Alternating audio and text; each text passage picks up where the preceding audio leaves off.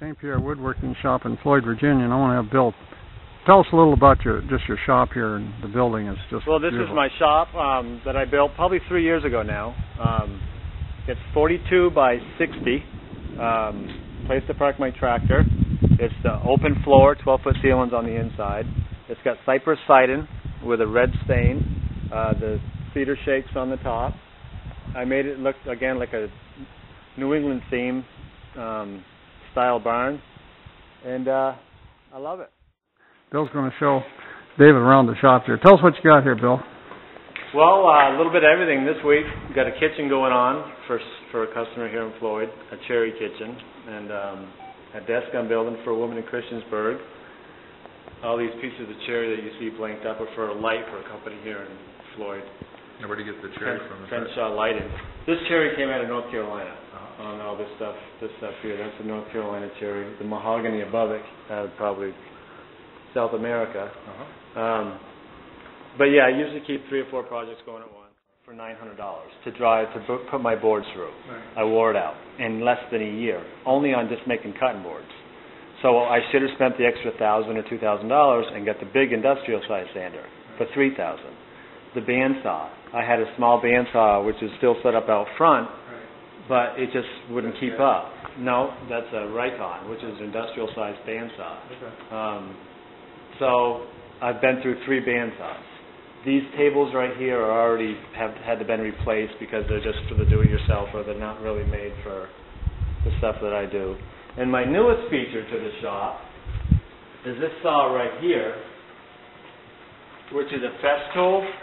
It's just a regular chop saw, and I have a chop saw in there, a Makita. And Makita's good tools. Yeah. But when you're making lights and you cut into a 64th of an inch, any slop or any out of square, it's going to be so perfect.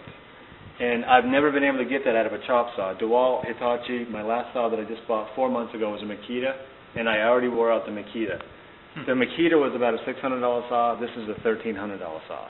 This is the most expensive chop saw you can buy, but it's worth every penny of it. It is the most precise piece of equipment I've ever seen.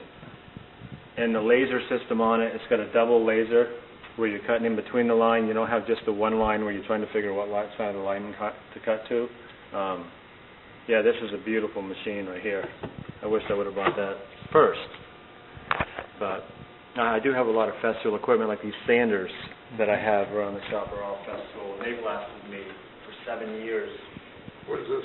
Non-stop. That's for making dovetails. Oh, okay. Dovetail jig. Oh, okay. But Festool is probably your best tool you can buy in the woodworking industry.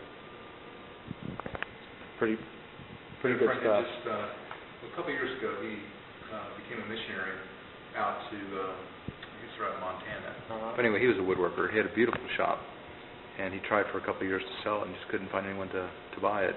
Yeah. So it just sat, for a couple of years. At this point, I don't know what they're doing with it. Unfortunately, it's not a business like you can just pick up and start. You grow into a woodworking business. You have to know woodworking to make anything fly. I've been doing it for 20 plus years, and I'm still learning. Doing woodworking is one thing. Doing woodworking and running the business side of it is another, and trying to make money with it. It's a real difficult balancing act. And I've been struggling for 7 years in Floyd, but it's finally started to come around. It's finally starting to come around where I can see I'm making a profit. And this saw over here, is that the one you can't cut your hand on? That's the one. It'll stop so fast if you touch the blade. And I did it a month ago. I touched that blade right there, full speed. The saw was on full tilt. I never even got a scratch on my finger. Is that right? Yep. This thing is computerized. It's spring-loaded. It senses you.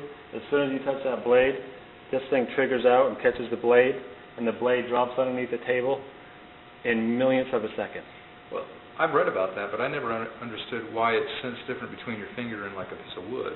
So because I've never got that far into it. Yeah. I think if you run pressure-treated wood through it, you can make this happen, but there's a key on the side of it where I can bypass that system. Oh, okay.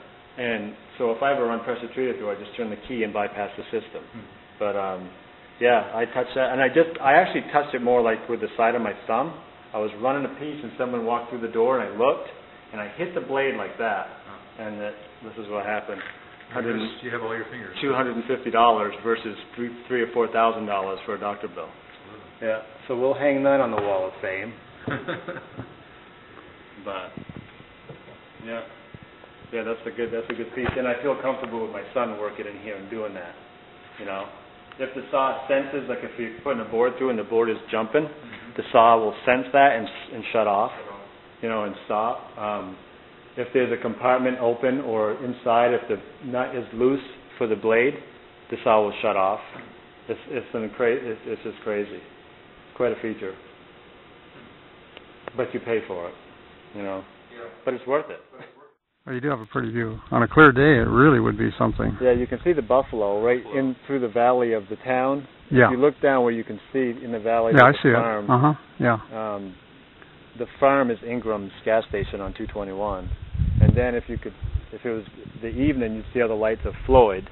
And then beyond that is the buffalo, which you can see through the fog sort of right now, up above everything.